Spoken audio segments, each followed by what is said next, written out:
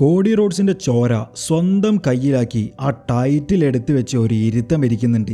എന്റെ മോനെ, തീയല്ല കാട്ടുതീ. അതേ ഗൈസ്, റാൻഡി ഓർട്ടൺ പക്ക മൊട്ടയായി മാറിയിരിക്കുന്നു. The bald Randy Orton is really back. കഴിഞ്ഞ എലിമിനേഷൻ ചാമ്പറിൽ റാൻഡി ഓർട്ടൺ വില്ലനായി എന്ന് പറഞ്ഞിട്ട് നമ്മൾ തന്നെ വീഡിയോ ഇട്ടിട്ടുണ്ടായിരുന്നു. അന്ന് വില്ലനായി എന്നുള്ളതിന്റെ എല്ലാവിധ സൂചനകളും നമുക്ക് കിട്ടിയിരുന്നു. പക്ഷേ എന്നാലും അങ്ങോട്ടോ ഇങ്ങോട്ടോ എന്നറിയാതെ നിൽക്കുകയായിരുന്നു.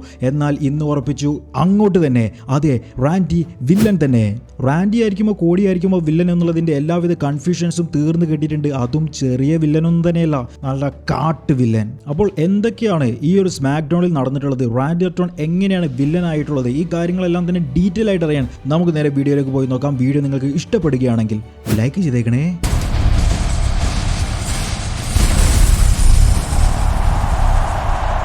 ഇന്നത്തെ ഷോയെ കുറിച്ച് പറയുന്നതിന് മുൻപേ തന്നെ എങ്ങനെയാണ് ഇന്നത്തെ ഷോയിലേക്ക് എത്തിയിട്ടുള്ളത്, ഇവർ തമ്മിലുള്ള ഫ്യൂഡിലേക്ക് എങ്ങനെയാണ് വന്നിട്ടുള്ളത് എന്നുള്ളത് നിങ്ങൾക്ക് അറിയണ്ടേ. അതാദ്യം ഞാനൊന്ന് പറഞ്ഞു തരാം. നിങ്ങൾക്ക് ഓൾറെഡി അറിയുന്ന കഥയാണ് എന്നുണ്ടെങ്കിൽ അത് സ്കിപ്പ് ചെയ്തോളൂ. ഏറ്റവും അവസാനം മാത്രം നിങ്ങൾ കണ്ടാൽ മതി.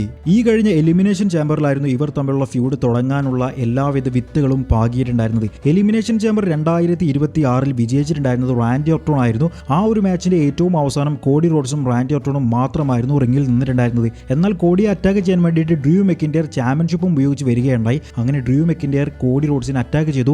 അവർ തമ്മിൽ ഒരു ബ്രോൾ അവിടെ നടക്കുന്നു. ആ ബ്രോൾ നടക്കുന്ന സമയത്ത് റാൻഡി വന്നുകൊണ്ട് ഇടപെടുകയുണ്ടായി. ഇടപെടുക എന്ന് പറഞ്ഞു കഴിഞ്ഞാൽ മെക്കിന്റയറിനെ ഒരു RKO ആയിരുന്നു ചെയ്തിട്ടുണ്ടായിരുന്നത്. അതും കഴിഞ്ഞ് കോഡി റോഡ്സ് അദ്ദേഹത്തിന്റെ ഫിനിഷർ കൂടി മെക്കിന്റയറിനെ ചെയ്ത് അതാ തിരിഞ്ഞു നിൽക്കുമ്പോൾ RKO ഫ്രം റാൻഡി ഓർട്ടൺ. അങ്ങനെ റാൻഡി കോഡി റോഡ്സിനെ തോൽപ്പിച്ചുകൊണ്ട് ആ ഒരു എലിമിനേഷൻ ചാമ്പർ വിജയിക്കുന്ന കാഴ്ചയായിരുന്നു നമ്മൾ കണ്ടിട്ടുണ്ടായിരുന്നത്. മെയിൻ വില്ലനെ അറ്റാക്ക് ചെയ്യാൻ വേണ്ടി പോയപ്പോൾ ആ ഒരു അവസരം മുതലെടുത്തുകൊണ്ട് ചതിച്ച് വിജയിക്കുന്ന റാൻഡിയായിരുന്നു നമ്മൾ കണ്ടത്. അതുകൊണ്ട് തന്നെയായിരുന്നു അന്ന് മൊട്ട റാൻഡി ഈസ് ബാക്ക് എന്നെല്ലാം തന്നെ പറഞ്ഞ് ഞാൻ തന്നെ ഒരു വീഡിയോ ചെയ്തിട്ടുണ്ടായിരുന്നത്. മാച്ചിന് ശേഷം കോഡി റോഡ്സിനെ ഒന്ന് പോയി നോക്കുകയോ അദ്ദേഹത്തിന് എങ്ങനെയുണ്ട് എന്നുള്ളത് ചോദിക്കുകയോ ചെയ്യാതെ തന്നെയായിരുന്നു റാൻഡി ഓർട്ടൺ റിംഗ് വിട്ട് പോയിട്ടുണ്ടായിരുന്നത്.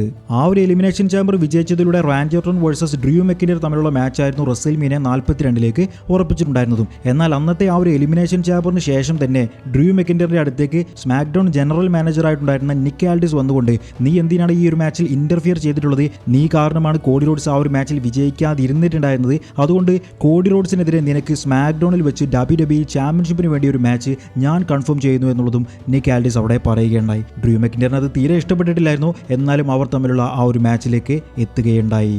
അങ്ങനെ കഴിഞ്ഞ സ്മാക്ക് ഡൗണിന്റെ മെയിൻ ഇവന്റ് ആയിട്ട് നടന്നിട്ടുണ്ടായിരുന്നത് Drew McIntyre versus Cody Rhodes തമ്മിലുള്ള WWE ചാമ്പ്യൻഷിപ്പ് മാച്ച് ആയിരുന്നു. മാച്ച് തുടങ്ങി കുറച്ചു നേരം കഴിഞ്ഞപ്പോഴേക്കും റിംഗ് സൈഡിൽ ഒരു ടേബിൾ സെറ്റ് ചെയ്തുകൊണ്ട് കോഡി റോഡ്സിനെ അതിന്റെ മുകളിലേക്ക് ഒരു പവർ ബോംബ് മെക്കിന്റയർ ചെയ്യുകയുണ്ടായി. കോഡിയുടെ മൂവായിട്ടുള്ള ക്രോസ് റോഡ്സ് കോഡിക്കിട്ട് തന്നെ മെക്കിന്റയറിന്റെ കയ്യിൽ നിന്നും കൊടുത്തു. കോഡി അതിനെ എതിരായിട്ട് കൊടുത്തിട്ടുണ്ടായിരുന്നത് ഒരു ക്ലേമോർ കിക്കുമായിട്ടായിരുന്നു. കുറച്ചുകൂടി അവസാനത്തേക്ക് എത്തിയപ്പോഴേക്കും ഡ്രൂ മെക്കിന്റയറെ കോഡി റിംഗിന്റെ റോപ്പിന്റെ മുകളിൽ നിന്നും ചാടിക്കൊണ്ട് അറ്റാക്ക് ചെയ്യാൻ വേണ്ടി നോക്കി. എന്നാൽ മെക്കിന്റയർ റഫറിയെ മുൻപിൽ പിടിച്ച് നിർത്തുകയുണ്ടായി. അപ്പോൾ ആ അടി കിട്ടിയിട്ടുണ്ടായിരുന്നത് റഫറിക്കിട്ടായിരുന്നു. റഫറി ഇല്ലാത്ത ആ ഒരു സമയം നോക്കിക്കൊണ്ട് ഇവർ രണ്ടുപേരും വീണ്ടും ഫൈറ്റ് ചെയ്തു. കോഡി അദ്ദേഹത്തിന്റെ ക്രോസ് റോഡ്സ് ചെയ്യുകയുണ്ടായി. എന്നിട്ട് റഫറിയെ തപ്പി. അവിടെ എവിടെയും റഫറി ഇല്ലായിരുന്നു. പുതിയ റഫറിയെ വിളിച്ചു. ആ ഒരു റഫറി ഓടി വന്നപ്പോഴേക്കും അതാ കിടക്കുന്നു ക്ലേമോർ കിക്ക് ബൈ ഡ്രൂ മെക്കിന്റയർ. ക്ലേമോർ ചെയ്തെങ്കിലും മെക്കിന്റയറിന് കോഡിയെ തോൽപ്പിക്കാനായില്ല. ആ ഒരു ദേഷ്യം മുഴുവൻ മെക്കിന്റയർ തീർത്തിട്ടുണ്ടായിരുന്നത് റഫറിയുടെ മേലേക്കായിരുന്നു. റഫറിയോട് നന്നായിട്ട് ദേഷ്യപ്പെട്ടിട്ടുണ്ടായിരുന്നു. ദേഷ്യപ്പെടൽ മാത്രമായിരുന്നില്ല, റഫറിയുടെ തലക്കിട്ട് തല കൊണ്ട് ഒരു ഇടി, യെസ്, ഗ്ലാസ് ഗോക്കീസ് ആയിരുന്നു ഡ്രൂ മെക്കിന്റയർ കൊടുത്തിട്ടുണ്ടായിരുന്നത്. അതോടുകൂടി ആ ഒരു റഫറിയും ഇഞ്ചുറി ആവുകയുണ്ടായി. പിന്നീട് റിംഗ് സൈഡിൽ നിന്നും ഒരു ചെയർ എടുത്തുകൊണ്ട് വന്ന് കോഡിയെ അറ്റാക്ക് ചെയ്യാൻ വേണ്ടി തന്നെയായിരുന്നു മെക്കിന്റയറിന്റെ മുഴുവൻ പ്ലാനുകളും ഉണ്ടായിരുന്നത്. ചെയർ എടുത്തു, റിംഗിലേക്ക് എത്തി, അടിക്കാൻ വേണ്ടി ഓങ്ങി. അതാ പുറകിൽ നിന്നും ഒരു വ്യക്തി വന്നുകൊണ്ട് ആ ഒരു ചെയർ പിടിച്ചു വെച്ചിരിക്കുന്നു. മറ്റാരുമായിരുന്നില്ല, ജേക്കബ് ഫാറ്റു. ജേക്കബ് ഫാറ്റു കാരണം തന്നെയായിരുന്നു മെക്കിന്റയറിന്റെ കയ്യിലേക്ക് ചാമ്പ്യൻഷിപ്പ് കിട്ടിയിട്ടുണ്ടായിരുന്നതും. ആ ഒരു ഫാറ്റു തന്നെ മെക്കിന്റയറെ ഇവിടെ നിന്നും ചതിച്ചിരിക്കുന്നു. ഈ ഒരു അവസരം മുതലെടുത്തുകൊണ്ട് കോഡി റോഡ്സ് റോളപ്പ് പിൻ ചെയ്ത് നോക്കിയെങ്കിലും അദ്ദേഹത്തിന് വിജയിക്കാനായില്ല. പക്ഷെ അപ്പോഴേക്കും മെക്കിന്റയർ വീണ്ടും ഒരു ഫ്യൂച്ചർ ഷോക്ക് DDT ചെയ്തു. ക്ലേമോർ കിക്ക് ചെയ്യാൻ വേണ്ടി കാത്തിരുന്നു. എന്നാൽ ക്ലേമോർ ചെയ്യാൻ കഴിഞ്ഞില്ല. കോഡിയുടെ വക ഒരു സൂപ്പർ കട്ടറായിരുന്നു കൊടുത്തിട്ടുണ്ടായിരുന്നത്. അതിനുശേഷം ഒരു cross Rhodes. Cody Rhodes is the winner. അങ്ങനെ കോഡി റോഡ്സ് WWE ചാമ്പ്യനായത് അങ്ങനെയായിരുന്നു. അതുവരെ ഉറപ്പിച്ചു വെച്ചിട്ടുണ്ടായിരുന്ന Drew McIntyre versus Randy Orton തമ്മിലുള്ള മാച്ച് മുഴുവൻ മാറ്റിക്കൊണ്ട് Cody Rhodes versus Randy Orton തമ്മിലുള്ള മാച്ചായി അതോടുകൂടി പ്രഖ്യാപിക്കുകയുണ്ടായി. അതേ സ്മാക്ക് ഡൗൺ തന്നെ റാൻഡി ഓർട്ടൺ കിക്ക് ഓഫ് ചെയ്തിട്ടുണ്ടായിരുന്നു. അതായത് അദ്ദേഹം എലിമിനേഷൻ ചാമ്പർ വിജയിച്ചതിന് ശേഷമുള്ള ആഘോഷ പ്രകടനങ്ങൾ നടത്താൻ വേണ്ടിയിട്ടായിരുന്നു ആ ഒരു സ്മാക്ക് ഡൗണിലേക്ക് എത്തിപ്പെട്ടിട്ടുണ്ടായിരുന്നത്. അങ്ങനെ റാൻഡി റിംഗിലേക്ക് വന്നുകൊണ്ട് അദ്ദേഹത്തിന്റെ റെസ്ൽമേനിയ കരിയറിനെ കുറിച്ച് സംസാരിക്കുകയുണ്ടായി. 20 റെസ്ൽമേനിയകളോളം റാൻഡി ഓർട്ടൺ മത്സരിച്ചിട്ടുണ്ട്. പക്ഷേ ആകെ 2 റസൽമീനിയയിൽ മാത്രമേ മെയിൻ ഇവന്റ് ചെയ്യാൻ കഴിഞ്ഞിട്ടുള്ളൂ. അദ്ദേഹം വീണ്ടും റസൽമീനിയ മെയിൻ ഇവന്റ് ചെയ്യാൻ വേണ്ടി പോവുകയാണ്. ഇത് തനിക്ക് കിട്ടിയിട്ടുള്ളതിൽ വെച്ച് ഏറ്റവും വലിയൊരു ഓപ്പർച്യൂണിറ്റി തന്നെയാണ്. റിക് ഫ്ലെയറിനെ കുറിച്ചും അണ്ടർടേക്കറിനെ കുറിച്ചും എല്ലാം തന്നെ റാൻഡി ആ ഒരു സ്പീച്ചിൽ അവിടെ പരാമർശിക്കുകയുണ്ടായി. തന്റെ എതിരാളിയായിട്ട് ആരാണ് വരുന്നത് എന്നുണ്ടെങ്കിലും റസൽമീനിയ 42 ഞാൻ അവിടെ നിന്നും പോകാൻ വേണ്ടി പോകുന്നത് അൺഡിസ്പ്യൂട്ടഡ് WWE ചാമ്പ്യൻഷിപ്പും കൊണ്ടായിരിക്കും എന്നുള്ളതും റാൻഡി പറയുകയുണ്ടായി. ആ സമയത്ത് തന്നെ റാൻഡിയെ ഇന്റർഫിയർ ചെയ്തുകൊണ്ട് ട്രിക് വില്യംസ് വന്നിട്ടുണ്ടായിരുന്നതും ട്രിക് വില്യംസിനിട്ട് റാൻഡിയുടെ വക ഒരു RKO കൊടുത്തിട്ടുണ്ടായിരുന്നതും എല്ലാം തന്നെ നമ്മൾ കണ്ടു.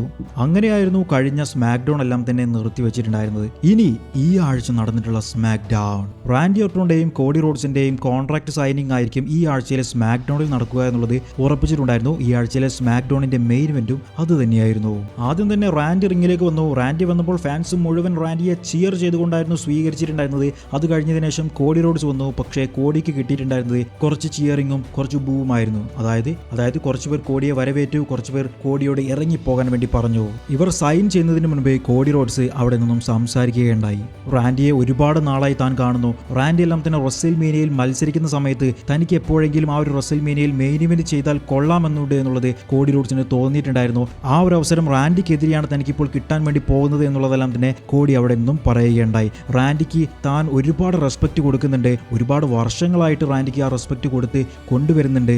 റാൻഡിയുടെ ബോയ് ആയിട്ട്, റാൻഡിയുടെ ഒരു പയ്യനായിട്ട് ഇവിടെ നിൽക്കാൻ കഴിഞ്ഞതിൽ തനിക്ക് വളരെയധികം സന്തോഷമുണ്ട് എന്നുള്ളതും കോഡി റോഡ്സ് അവിടെ നിന്നും പറഞ്ഞുകൊണ്ട് ആ ഒരു കോൺട്രാക്ട് അവിടെ കോഡി സൈൻ ചെയ്യുകയുണ്ടായി. അടുത്തതായിട്ട് സൈൻ ചെയ്യാനുള്ളത് റാൻഡി ഓർട്ടൺ ആയിരുന്നു. റാൻഡി സൈൻ ചെയ്യാൻ വേണ്ടി പെൻ എടുത്തപ്പോൾ പെൻ അവിടെ വെച്ചുകൊണ്ട് ഞാൻ വിചാരിച്ചിട്ടുണ്ടായിരുന്നത് നിനക്കെതിരെ മത്സരിക്കാനല്ല, മെക്കിൻഡറിനെതിരെ മത്സരിക്കാനാണ് എന്നുള്ളത് പറഞ്ഞു.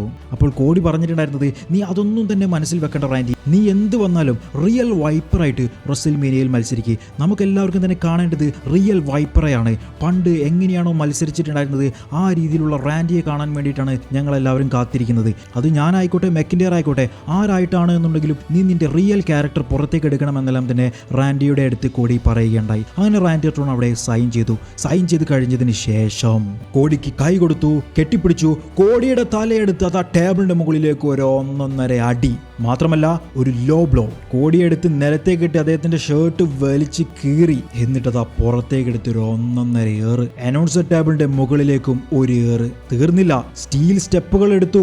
കോടിയുടെ തലക്കിട്ട് സ്റ്റീൽ സ്റ്റെപ്പ് കൊണ്ട് ഒരു ഇടി. അതെ, പൊട്ടിപ്പോയി. കോടിയുടെ തല പൊട്ടി ബ്ലഡ് വരാൻ തുടങ്ങിയിട്ടുണ്ട്. നീ എന്താണ് ചെയ്തതെന്ന് ചോദിച്ച് നിന്നിട്ടുണ്ടായിരുന്ന നിക്ക് ആൽഡിസിനെയും റാൻഡി ഓർട്ടൺ അറ്റാക്ക് ചെയ്തു. ബ്ലഡ് വന്ന കോടിയുടെ തല പിടിച്ച് റാൻഡി ഓർട്ടൺ വീണ്ടും നെഞ്ച് തടിയോടടി ആ തലയെടുത്തുകൊണ്ട് സ്റ്റീൽ സ്റ്റെപ്പിന്റെ മുകളിലേക്ക് വീണ്ടും ഇടിച്ചു. അനൗൺസർ ടേബിളിന്റെ മുകളിൽ വെച്ചുകൊണ്ട് അറ്റാക്ക് ചെയ്തുകൊണ്ടേയിരുന്നു. കോടിയുടെ ബ്ലഡാണ് റാൻഡിയുടെ കയ്യിലും ടീഷർട്ടിലും മുഴുവൻ. അടുത്ത സ്റ്റെപ്പ് എടുത്തു വെച്ചു. കോടിയുടെ തല ആ ഒരു സ്റ്റെപ്പിന്റെ സെന്ററിൽ സെറ്റ് ചെയ്തു വെച്ചു. അറ്റാക്ക് ചെയ്യാൻ വേണ്ടിയിട്ടായിരുന്നു നിന്നിട്ടുണ്ടായിരുന്നത്. പക്ഷെ അപ്പോഴേക്കും സെക്യൂരിറ്റികളും മാനേജ്മെന്റും മുഴുവൻ അവിടേക്ക് എത്തി. ജെല്ലി റോളും അവിടേക്ക് എത്തിയിട്ടുണ്ടായിരുന്നു. ജെല്ലി റോളിനെ റാൻഡി തള്ളി മാറ്റുകയുണ്ടായി. റാൻഡിക്ക് എന്താണ് സംഭവിക്കുന്നത് എന്നുള്ളത് മനസ്സിലാവുന്നില്ലെന്ന് തോന്നുന്നു. അദ്ദേഹം പെട്ടെന്ന് തന്നെ ബാക്ക് സ്റ്റേജിലേക്ക് പോവുകയുണ്ടായി. എന്നിട്ടും ഒഫീഷ്യൽസ് കോടിയെ അവിടെ നിന്നും എടുക്കാതെ ആ ഒരു സ്റ്റീൽ സ്റ്റെപ്പിന്റെ അകത്ത് തന്നെ വെച്ചുകൊണ്ട് പഞ്ഞി വെച്ച് അദ്ദേഹത്തിന്റെ ബ്ലഡ് മറയ്ക്കുകയായിരുന്നു ചെയ്തിട്ടുണ്ടായിരുന്നത്. പക്ഷെ അവിടം കൊണ്ടും തീർന്നില്ല മക്കളെ. റാൻഡി ഫാൻസിന്റെ ഇടയിലൂടെ ഒരു സ്റ്റീൽ ചെയറും എടുത്തുകൊണ്ട് വന്നുകൊണ്ട് അതാ അടിക്കുന്നു സ്റ്റീൽ സ്റ്റെപ്പിന്റെ മുകളിൽ വെച്ചിട്ടുണ്ടായിരുന്ന കോടിയുടെ തലയിലേക്ക്. Yes, the Viper, the bald Randy Orton is back. കോടിയെ തല്ലിയ ആ ഒരു ചെയർ തന്നെ എടുത്ത് റിങ്ങിലേക്ക് കൊണ്ടുവന്ന് റിങ്ങിലിട്ട് അവിടെ ആ ഒരു ചാമ്പ്യൻഷിപ്പും കൊണ്ട് റാൻഡിയുടെ ഒരു ഇരുത്തമുണ്ട്. മോനെ, കോടിയുടെ ചോരയാണ് റാൻഡിയുടെ കയ്യിൽ, കൂടെ ആ ഒരു ടൈറ്റിലും. അതും വെച്ച് ഇരുന്നപ്പോൾ ഫാൻസ് മുഴുവൻ ചാൻറ്റ് ചെയ്യുന്നത് കോടി എന്നുള്ളതല്ല, തെറിവിളികളല്ല, RKO. ഫാൻസ് മുഴുവൻ RKO ചാൻറ്റുകളായിരുന്നു കൊടുത്തിട്ടുണ്ടായിരുന്നത്. അതെ, എല്ലാവരും വർഷങ്ങളായിട്ട് കാത്തിരുന്നിട്ടുണ്ടായിരുന്ന റാൻഡി ഓർട്ടോന്റെ ആ ഒരു ഹീൽ ടേൺ അതാണ് നമ്മൾ ഇന്ന് കണ്ടത്. കോഡി റോഡ്സിനെ ഫാൻ ഫേവറേറ്റ് ആക്കാൻ വേണ്ടിയിട്ട് WWEക്ക് ഇനി വേറെ വഴിയൊന്നും തന്നെ ഇല്ല റാൻഡിയെ വില്ലനാക്കുക എന്നുള്ളതല്ലാതെ. എന്തായാലും WWEയിൽ 2026 സംഭവിച്ചതിൽ വെച്ച് ഏറ്റവും ബെസ്റ്റ് മൊമെന്റ് ആയിരുന്നു ഈ കഴിഞ്ഞ സ്മാക്ഡൗണിൽ, ഇന്ന് നടന്നിട്ടുണ്ടായിരുന്ന സ്മാക്ഡൗണിൽ നടന്ന റാൻഡിയുടെ ഹീൽ ടേൺ. ഇനി റസൽമേനിയ 42 കിടുക്കനായിരിക്കും. ഇവർ തമ്മിലുള്ള മാച്ച് ഒരു രക്ഷയും ഉണ്ടാകില്ല. വളരെ കുറച്ച് ആഴ്ചകൾ മാത്രമേ ഉള്ളൂ ഇനി റസൽമേനിയക്ക് മുൻപ്. എല്ലാ ആഴ്ചയിലും വന്ന് ഇവന്മാരുടെ സ്റ്റോറി ലൈൻ വേറെ ലെവലാക്കും എന്നുള്ളത് 100% ഉറപ്പാണ്. ഞാൻ കാത്തിരിക്കുന്നത് ഇവരുടെ റസൽമേനിയ മാച്ചിനും അതിനു മുൻപേ ഉള്ള ഇവരുടെ ഈ ഒരു സ്റ്റോറി ബിൽഡിങ്ങിനും വേണ്ടിയിട്ടാണ്. ഇനി എന്തൊക്കെയായിരിക്കും നടക്കുക എന്നുള്ളത് കാത്തിരുന്ന് കാണാം.